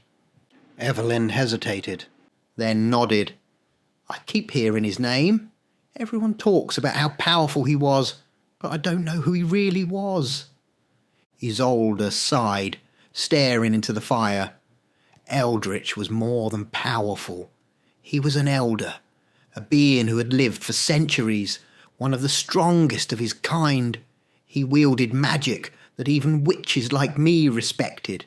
He was feared, but also revered. Evelyn's brow furrowed. And Cithrus killed him? Isolde's eyes darkened. Yes, but not easily. Eldritch fought until the end. I was not there when it happened, but I felt it. It was as if a force had been ripped from the world. Even now, I still sense something of him lingering. That is why I am cautious. If there is even a fragment of his essence left, then something is unfinished.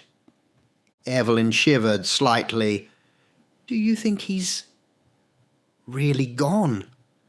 Isolde turned to her, her gaze unreadable. He should be gone, but I can feel him, as if he has come back somehow. But that is impossible. Her expression darkened.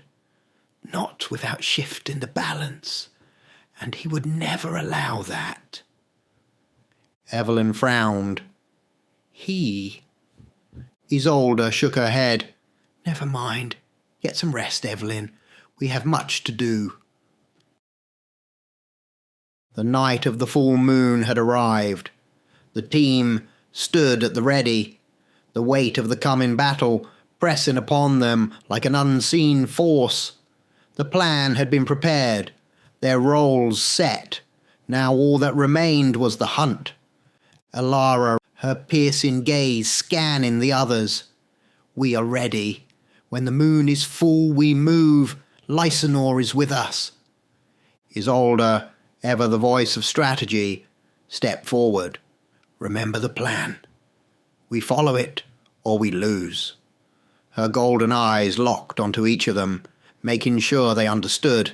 This was not a battle for glory. It was a mission for survival. As the sun set, the day passed in careful preparation, checking weapons, refining their approach, setting contingency points. There was no room for error. Then the moon rose, its silver glow bathing the world in an ethereal light. It was time. Through the forest, the hunt begins. 3 powerful werewolves tore through the dense forest, their massive forms moving with breathtaking speed and silent precision. Their fur shimmered under the moonlight, muscles coiling with raw primal energy. The forest floor trembled beneath their heavy footfalls, leaves and branches scattering as they raced forward. Their path was clear. Varathis' stronghold lay ahead. The scent of dark magic thickened as they neared, a putrid stench of decay and old power. It clung to the trees, whispering through the wind. Still, they pressed forward. They were warriors. They were Lysanor's children. When they arrived at the stronghold, Isolde was already there. Standing tall, her robes barely moving in the midnight breeze, she turned to them. They could not speak in their lycan forms, but they did not need words. Isolde simply nodded. Let's go. The stronghold. The false silence. They moved in with stealth, just as planned. There was no resistance, no guards, no traps, nothing. The hallways were eerily quiet, the air thick with something unseen. It was wrong, too easy, too perfect. Then they reached the altar, and there she stood, Varathis, her dark robes draped around her like liquid shadow, her emerald eyes gleaming with expectation. She smiled, a knowing, wicked grin, as if she had been waiting for them all along. She turned her gaze to Isolde. You are a traitor to your own kind. Isolde stepped forward, unwavering. You know releasing Kraedoth means destruction for thousands. I cannot let this be. Varathis sighed, shaking her head. You cannot stop me. You have brought the very thing I need to free him. She turned her attention towards the 3 werewolves, her smile widening. When one of your mutts dies, Kraedoth will be free. Isolde's voice hardened. You are outnumbered and outmatched. Give it up or perish. Varathis laughed, a deep chilling sound that echoed in the chamber, a laugh of certainty. As the werewolves coiled for attack, ready to strike, Varathis stepped back. Then, from the shadows, a figure emerged. His face was hidden beneath a deep hood, his presence cold and calculated. He did not tremble before them. He did not cower. He stepped forward with the confidence of one who had walked alongside death itself. He spoke, his voice laced with something unnatural. Oh, one of you, or all of you must die. It matters little. His hand rose slowly, and as it did, the very earth cracked. A sound like bones grinding against stone filled the air. A foul, rotting stench spread across the room as the ground split open. Undead hands, rotting, bony, gnarled, clawed their way up from the abyss. Then bodies followed, dragging themselves free, their hollow eyes burning with unnatural hunger. An army of the dead had risen. They did not hesitate. The undead rushed forward, attacking the lycans. The battle begins. The 3 werewolves did not falter. They lunged forward, their claws tearing through the first wave of undead like paper. Bodies were shredded, skulls crushed beneath their powerful jaws. The sound of snapping bones echoed through the chamber. But it wasn't enough. For every undead that fell, another took its place, and another, and another. An endless wave of rotting warriors, all clawing, biting, dragging them down. The wolves fought savagely, but the numbers were overwhelming. For the first time, the tide of battle began to shift. They were being surrounded, overwhelmed, outnumbered, and Varathis only smiled. The battle raged, but it was no longer a battle. It was a slow, crushing defeat. The werewolves were drowning in the dead. The sheer weight of the reanimated corpses had overwhelmed them, their massive forms pinned beneath an unrelenting tide of clawing, decayed hands. Every thrash, every snarl, every desperate attempt to rise was met with more bodies piling upon them. Isolde stood in the far corner of the chamber, her magic defences flickering, the shimmering shield around her cracking under the relentless assault. The runes she had cast burned with unstable energy, barely holding back the mass of undead trying to reach her. She would not last much longer. A cold, amused chuckle echoed through the chamber. The strange figure stepped forward. He moved with grace, his black boots tapping softly against the stone floor. His long, tailored coat swayed with each step, the deep red silk of his vest catching the dim torchlight. A fine gentleman, charming and composed, yet something in his presence reeked of decay. His golden blonde hair fell neatly around his sharp, aristocratic features. A smirk played at his lips, a gloved hand adjusting the cuffs of his immaculate sleeves. "Well now," he mused, his voice rich and smooth, like an actor preparing for a grand performance. "I do hate unnecessary bloodshed, but you must understand, we do not want you dead. Not yet." His eyes, a piercing ice blue, locked onto the werewolves struggling beneath the mass of corpses. He tilted his head, examining them like a scientist inspecting a rare specimen. "You see," he continued, his voice laced with amusement, "we need the beating heart of a lycan, Not a dead one, a living one. With a slow, deliberate wave of his hand, the undead obeyed. The rotting bodies shifted, the mass of corpses parting like puppets on invisible strings.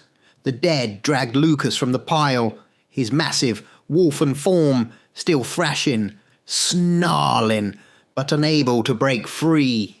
His limbs were held down by skeletal hands, his movements restrained by unnatural strength. Even with all his power, he could not escape. The strange man's smirk widened. Ah, this one has the strongest heart. I do believe we should try him first. Varathis stepped forward, her emerald eyes burning with triumph. Yes, yes, soon my love will be free. She raised her hands, magic swirling around her fingers, the ritual beginning, and Lucas, still trapped, let out a deafening, defiant roar. The air in the chamber pulsed with dark energy. The ritual was nearly complete. The veil between worlds trembled, stretched thin as the magic of the altar carved through reality. The scent of decay, old power, and death itself filled the cavernous hall. The werewolves remained trapped, pinned beneath endless waves of the undead. Isolde's magic shield flickered weakly, barely holding off the relentless assault, and at the centre of it all stood Varathis and Stephen Lestat, the two dark forces who had set this nightmare in motion. And then Varathis made a mistake. She raised her arms, eyes burning with triumph, and spoke the truth that shattered the uneasy alliance. Yes, soon Kraedoth will rise. All will be devoured. Their flesh, their souls, their very essence, their existence will be erased, swallowed by the veil of darkness. A flicker of something crossed Lestat's face, a small, almost imperceptible twitch of his brow, a shift in his stance, a pause. The veil! His voice, usually laced with amusement, now carried something else, cold calculation. Varathis, caught up in the moment, grinned, basking in the power surging through her. Yes, they will not pass into an afterlife. They will not serve gods or men. Not even their corpses will remain. They will become nothing. Lestat's golden eyebrows lifted slightly, his gloved hand still clasped neatly behind his back. His smirk was gone. Nothing? Varathis, blinded by arrogance, did not notice his shift in tone. Nothing. Their souls will be devoured, lost in the abyss forever. No death, no rebirth, just eternal oblivion. The silence that followed was more deafening than the battle raging around them. Lestat's piercing blue eyes darkened. You never mentioned that. His voice was now ice, devoid of its usual charm.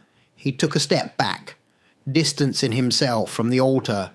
Varathis turned to face him, confused by his sudden change in demeanour.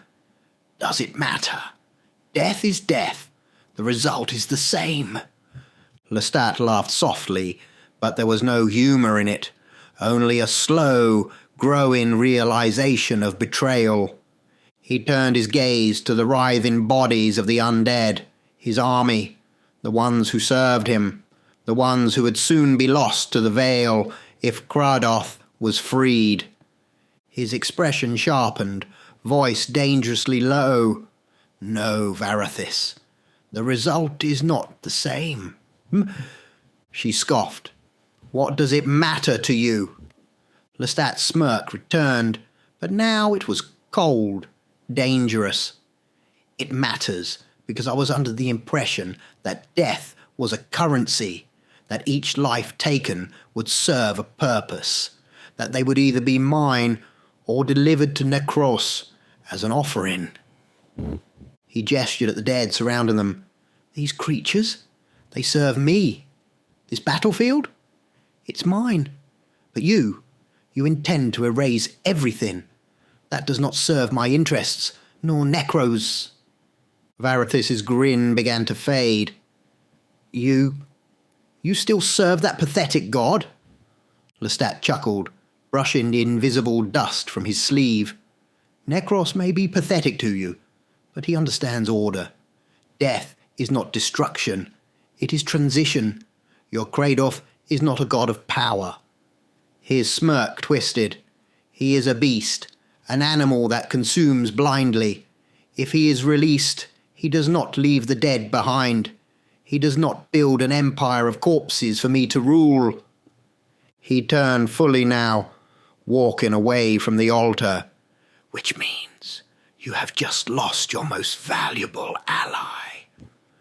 Varathis' eyes widened in fury. You dare turn your back on me? Lestat exhaled dramatically.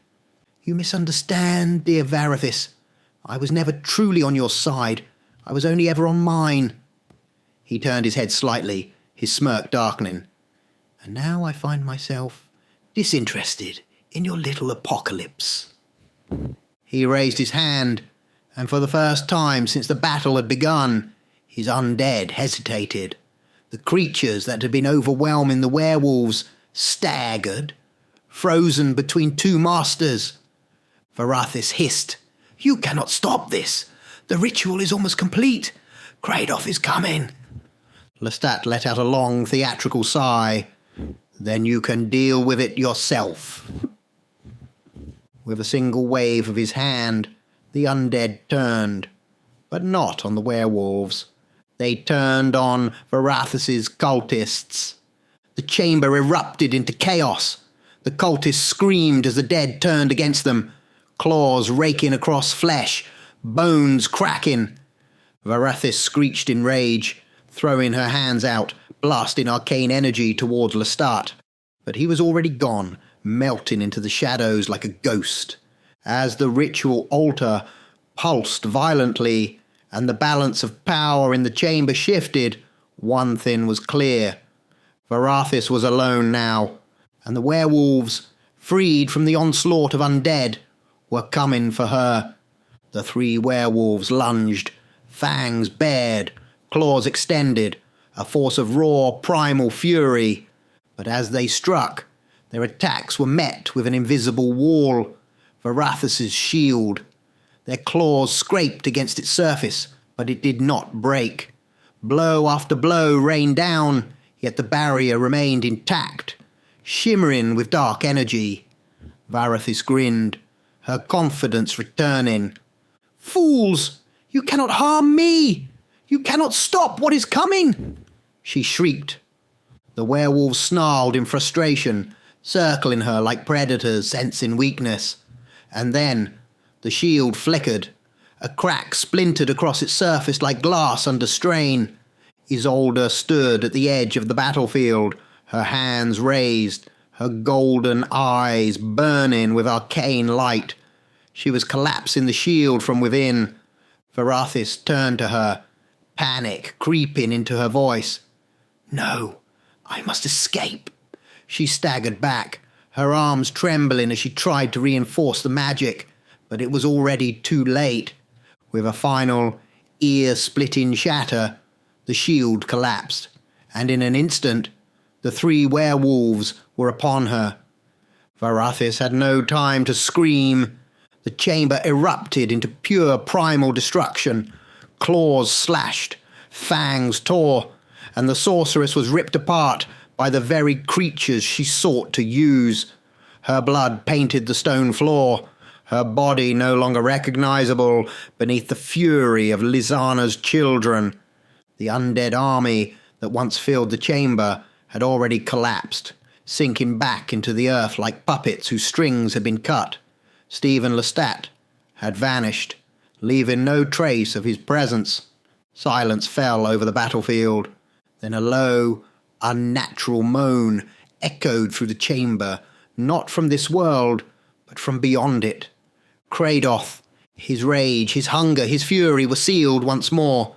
His cry reverberated through the veil, but it was distant now. He had been denied his freedom.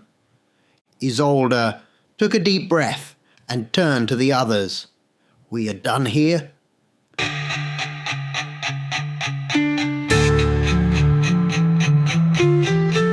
back at Lucas and Elara's hideout, the three of them sat in exhausted silence. They had won, but only barely. Lucas exhaled, rubbing his sore muscles. That was too close. Elara nodded, staring into the flames of the fireplace. We were nearly wiped out. If Lestat hadn't turned, if Isolde hadn't collapsed the shield, we wouldn't be sitting here right now. Evelyn sighed, leaning back in her chair. We did what we had to do, and we stopped it. That's what matters. Isolde approached Evelyn, her gaze thoughtful. You fought well, you all did, but there is still much you don't know. The forces at play here, they don't simply vanish. Evelyn frowned. What do you mean? Isolde's expression darkened slightly. Lestat is still out there, and I do not believe his story is finished. I will be watching. If you ever need me, seek me out. She gave Evelyn a final nod before stepping into the shadows, vanishing into the night. The fire, the future, the three lycans, Evelyn, Lucas, and Elara, sat around the fire in their human forms, the weight of the battle still heavy upon them. The flames flickered, casting their faces in a warm glow. Lucas smirked, stretching his arms. Well, we did it. Not bad for a bunch of mutts, huh? Elara chuckled. I feel today we have shown our pack how strong we are, and we did this for him. They all fell silent for a moment, looking towards the sky, knowing exactly who she meant. Miles away, deep in his bunker, Dimitri, the Alpha Prime, lifted his head to the moon. His golden eyes flickered with something unreadable, a sense of pride. He said nothing. He simply watched the sky, knowing his pack had proven their strength. The hunt was over. For now. End.